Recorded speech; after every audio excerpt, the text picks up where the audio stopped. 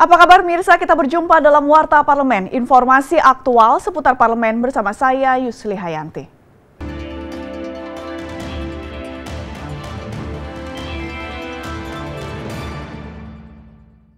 Wakil Ketua DPR RI Fadlizon menilai Perpu nomor 2 tahun 2017 tentang organisasi kemasyarakatan atau Ormas menurunkan nilai demokrasi di Indonesia serta merampas hak warga negara untuk berserikat dan berkumpul mengeluarkan pendapat yang dilindungi Konstitusi Undang-Undang Dasar tahun 1945.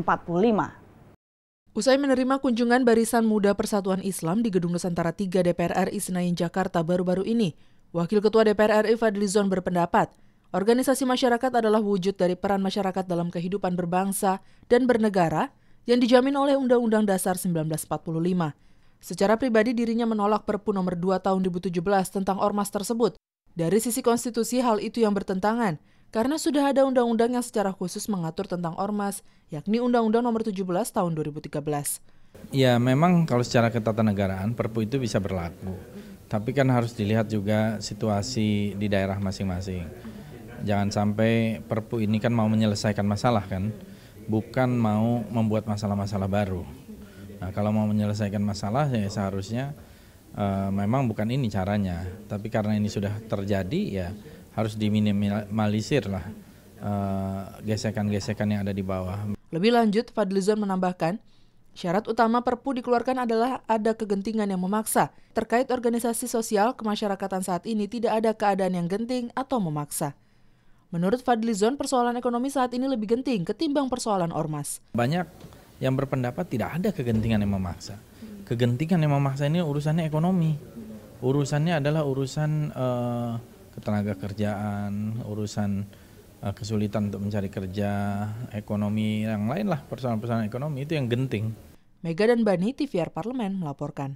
Pimpinan DPR RI mendorong pemerintah untuk mengoptimalkan potensi sumber energi panas bumi atau geotermal untuk pemenuhan energi nasional. Mengingat Indonesia memiliki potensi sebesar 29,5 gigawatt dan baru sekitar 5% saja yang dieksploitasi. Ditemui usai menghadiri pembukaan Indonesian International Geothermal Convention and Exhibition atau IIGCE 2017 kelima di Jakarta Convention Center baru-baru ini, Wakil Ketua DPR RI Koordinator Bidang Industri dan Pembangunan Agus Hermanto mengatakan, pemerintah harus mengoptimalkan pemanfaatan sumber energi panas bumi atau geotermal untuk pemenuhan kebutuhan energi listrik nasional. Pengelolaan energi panas bumi di Indonesia di tahun 2020 sebesar 30.000 megawatt sudah bisa dimanfaatkan secara maksimal dengan sistem pengelolaan yang baik, sesuai Undang-Undang Nomor 21 Tahun 2014 tentang panas bumi. Padahal ini harta karun yang harus kita manfaatkan. Memang ada banyak kendala, tapi sekarang pelan-pelan kendala-kendala tersebut sudah kita atasi dengan terbitnya Undang-Undang Panas Bumi yang memberikan keberpihakan kepada pengembangan panas bumi. Dan juga kita harus menguatkan panas bumi ini karena apa? Energi fosil sebentar lagi kan juga mau habis. Kalau kita tergantung dari energi fosil, maka sustainable daripada energi kita terganggu. Untuk itu mau tidak mau, suka tidak suka, seperti bahasa pepatah lama, itu kita harus menguatkan panas bumi ini. Kita mempunyai kemampuan dikaruniai Allah Subhanahu wa taala 30.000 megawatt, hanya kita manfaatkan 1.500 sementara ini. Dan kita sudah Sementara itu, Wakil Presiden Yusuf Kala mengatakan, kebutuhan listrik di dalam negeri terus meningkat, sehingga perlu energi listrik yang berkelanjutan dan lebih baik untuk menjamin dunia industri terus berkembang. Dan untuk memenuhi kebutuhan listrik masyarakat Indonesia yang juga meningkat. Yusuf Kala menjelaskan, kebutuhan listrik masyarakat di masa mendatang semakin besar, sementara sumber energi primer dari fosil seperti minyak dan batu bara tidak bisa diandalkan di masa akan datang. Untuk itu Yusuf Kala optimis sumber energi terbarukan, renewable energy harus dikembangkan. 10 tahun mobil listrik ini sudah akan banyak. Coba bayangkan kalau 1 juta mobil tiap malam di charger. Berapa listrik dibutuhkan?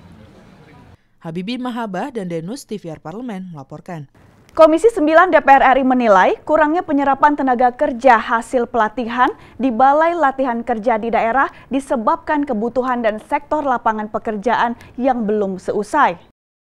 Ditemui usai memimpin kunjungan kerja Komisi 9 DPR RI ke Balai Latihan Kerja di Kecamatan Entikong, Kabupaten Sanggau, Kalimantan Barat baru-baru ini, Ketua Komisi 9 DPR RI Dede Yusuf mengatakan, Jika di lapangan yang dibutuhkan adalah sektor informal seperti perkebunan misalnya, maka pelatihan yang diadakan harus sesuai. Dede berharap pelatihan yang dilakukan dapat menyerap sampai 70% tenaga kerja, karena kenyataannya saat ini penyerapan baru mencapai 30%. Dede Yusuf juga mengapresiasi adanya layanan terpadu satu pintu atau LTSP bagi TKI yang ada di Antikong, sehingga dapat mempercepat proses pengurusan dokumen mulai dari tahapan permohonan, pemberkasan, sampai ke tahap pengambilan dokumen menjadi lebih efisien. Sudah benar ya, jadi ini adalah copy paste yang dilakukan dari Nunukan dibawa ke sini, berarti ini sudah bagus ya, tinggal nanti pelaksanaannya tentu membutuhkan payung-payung hukum tertentu. Tujuannya adalah supaya TKI kita itu semua formal, semua masuk sini tercatat, terdata, register, pelatihan, termasuk ada pelatihan. Ini udah one stop, ini konsepnya sudah one stop ya, dan ini yang kita inginkan ke depan. Jangan orang datang sana hanya bawa badan, tapi dia bawa potensi, kemampuan, sertifikat, ijazah, dan yang lainnya. Jadi ini sudah bagus lah. Kita bersyukur ya pemerintah.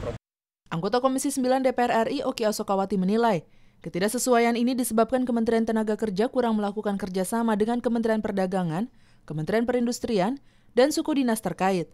Mengenai apa yang dibutuhkan sehingga pelatihan yang diadakan sesuai dengan kebutuhan di daerah setempat.